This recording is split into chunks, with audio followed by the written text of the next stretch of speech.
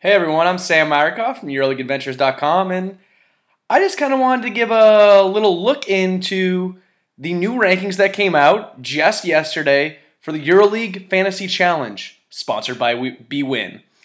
And you're wondering, why is my hair a little flustery? Is that a gray streak I see up there? Well, I was up all night stressing over who I would pick. Who do I want on my team? Who are the good buys? Who are the more overrated guys? Who do you really want? Who maybe is priced a little too high and I want to wait on? Well, I'm here to tell you most of that right now.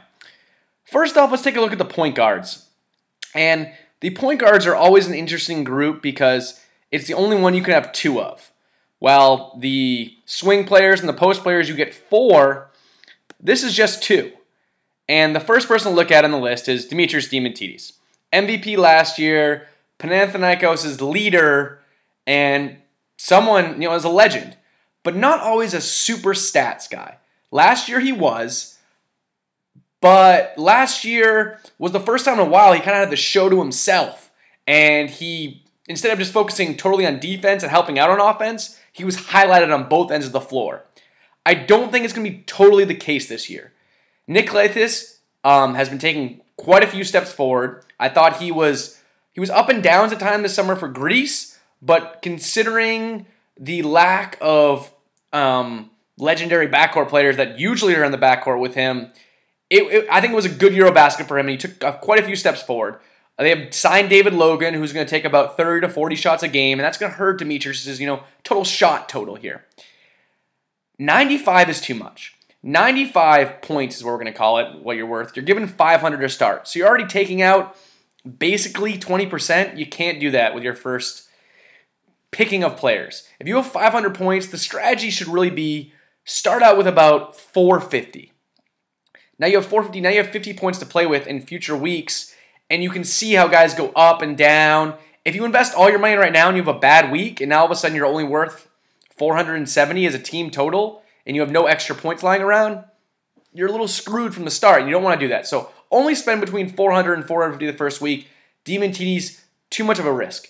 Wait at a risk point-wise as saying if he has a bad week, his stock's going to plummet, and you want to wait for him to be in the 75, 80 range, then snack him in a few weeks. When he starts turning it on, when he, starts ramping it up as the season gets going.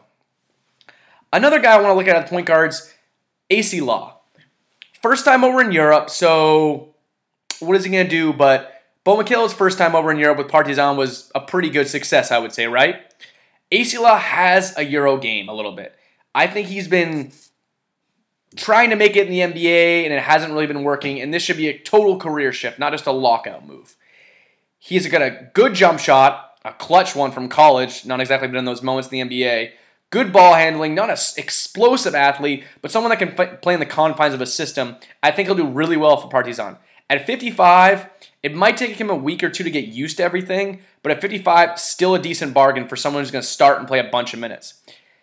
Next, I got Sergio Rodriguez at 40 for Real Madrid. I think that's a steal. Real Madrid's got a loaded team this year, but it looks like Serge Yul might be playing some of the point guard role after being a little bit off the ball the past couple years with Pablo Prigioni running the point most of the time. But Serge Rod and Yul will split the minutes, and Yul's pretty expensive. I love Yul, one of my favorite players in Europe, and I think a great buy. But Serge Rodriguez for 40?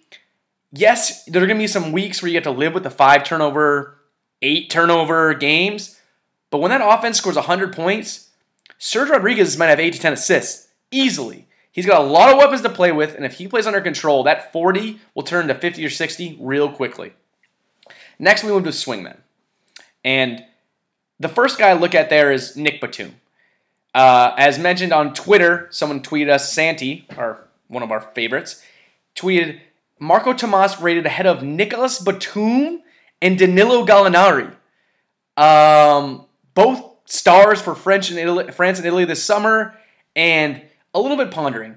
I guess thinking those guys might go back to the NBA if there's a lockout, but that doesn't matter in fantasy because you can add and drop guys every week. So no problem, get the best guy out there. Marco Tomas, disappointing season last year. Disappointing Eurobasket, would stay away from him right now at that expensive. would pick up Nick Batum. Sluck Nancy has no one else. Shh, don't tell anyone. Nick Batum could be putting up numbers right away. As a guy who kind of exploded a little bit at Eurobasket, but hasn't quite exploded in the NBA yet, this might be his year. And in France, back home, he's going to want to put on a little bit of a show. So offensive numbers should be higher than usual, and I would pick up Nick Batum for 65. Next, a favorite of mine, Amir Prelzic. 55, the guy was maybe Turkey's best player this summer, even though that Turkish squad kind of self-destructed a little bit, has looked really good in the preseason so far. Amir Prelzic for 55, the man scores. We all know that. He also is a very good passer, a lot of assists, gets rebounds, can stroke from three some games. He's going to have 25-point games. He's going to have 5-point games. But you live with it, and his value is definitely going to go up. Someone who I think would be looking for a little bit later in the season, but not right now, Nemanja Bjelica at 48. Too high right now. Too high for someone coming off injury, hurt for Serbia, unsure of his role last year for Laboral, and with a whole kind of new lineup, also still unsure. Give them a few games to get a rotation going, maybe sign someone else, then see where Bjelica's at when he's only at 33, and you pick him up, and he blossoms. A guy I cannot believe is at 35, and you need to go pick him up right now is Giannis Blums. Anyone who watched Eurobasket knew he was the heart and soul of Latvia. Yes, Latvia struggled late in games and didn't win a whole lot, obviously, but they were surprised of Eurobasket in the fact that they were in almost every game and should have won a couple, but didn't quite have the whole team to pull it off, not because of Giannis. 30-point games, easily, was one of the best scorers in the opening round. I see him bring that to Bilbao. At 35, definitely worth the steal. And then you look a little bit further down, you see the Euros Tripkovic, Davis Bertans, Sink Akul, 30 to 33 points worth. I wouldn't dip too far below that. Most of those guys are unproven. Yes, you have guys like Dario Saric would be a big man. But you have guys under there that are prospecty, but you're not sure what kind of minutes they're going to get at the start of the season, and I would wait. That would kind of be my ceiling. I would play in between the Batum, Akul parameters there. Then lastly, we move to big men. You got Sofo for 87. Don't do it. If you see an 8 or a 9 at the start of anyone's value in the first week, don't touch them. That value might go up, but it's more likely to go down. So stay a little bit away. And Sofo is someone who has inconsistent games. At the start of the season, he may have eaten himself out of shape a little bit this offseason. Needs to play back into game shape. Give him a few weeks, okay? 87, too high. We see here, for a moment, let's talk about Barcelona. Before I skipped over on the swingman. They have 3 guys in like the top 10 of the swingman category. They're going to be good. All those guys are going to produce. You're just not sure when because the squad is so loaded week to week. And Pete Michael coming off injury, bringing in Chuck Eidson. Juan Carlos Navarro had an MVP at Eurobasket, but might be a little tired to start the season. You know, kind of pours it on late error. So I would maybe hold off from the Barcelona group until you know who's really going to be the ones producing. Back to the big men. Sorry for that little interruption. One guy I'm going to have on my team is the praying Donatas. 47, yes, he just moved to Asseco, so it's a new year there, and that team was a little bit shaken up this offseason. He's going to be putting up shots. He's going to be playing an integral role of that offense. He's going to want to shine. Maybe he gets a little bit frustrated with all this Jonas talk when, only a year ago they were kind of neck and neck, Lithuanians. He gets cut from the Lithuanian team. Jonas makes it. Jonas, a big deal now. Everyone talking about him after Eurobasket. MVP performance of the U19s. Donatas play with a little chip on his shoulder now, maybe. I like for him to be hungry. Another guy I like is Georgios Printezis at 41, going back home to Olympiacos. Had a couple inconsistent seasons with Unicaja, very bright spots, but this Olympiacos squad, a ton of new players, but Printezis a little bit familiar because he played there before, and I think he's at the age now where he understands his role. He slowed down the wildness a little bit. Yes, he can get to the basket. He's, the ogre-looking guy, good rebounder, but we know he's not a star now. We know he's a guy who can start games, but probably a little bit better coming off the bench, But at 41, he's going to produce in a lot of different stat categories: blocks, rebounds, scoring, passing, usually a decent field goal percentage. And at 41, definitely worth the risk.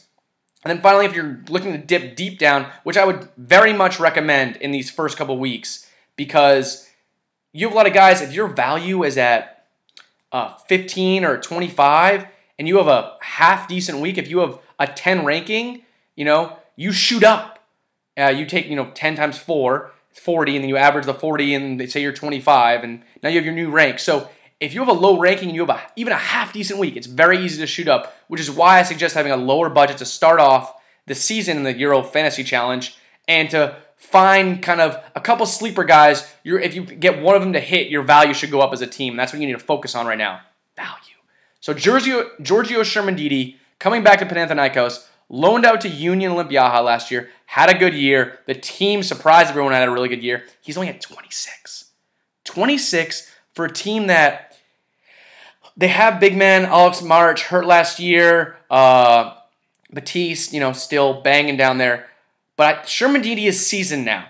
2 years in the Euroleague. He had good stats last year, a good rebounder, sometimes a little bit awkward in the post at scoring, but has smoothed it out a little bit. And he's a guy at 26, could easily get a few rebounds and some, jams in the paint to put that ranking up quickly. I think he's going to be ready to start the season, and that's going to be a guy I grab. Now, there might be a few others you want, a few others you like, but those are kind of the guys I'm looking at right now in the Euro Fantasy Challenge. I'm sure me and Freaknik will dive deeper in once we get very close to the season, and once the season starts, we'll be giving you weekly updates on everything going on in fantasy. But just wanted to give everyone a taste out there that was like me, up all night, wondering, who should I have on my bwin Euro Fantasy Challenge team? I'm Slam, also known as Sam, EuroleagueAdventures.com. Check us out. Happy to have you hanging with me.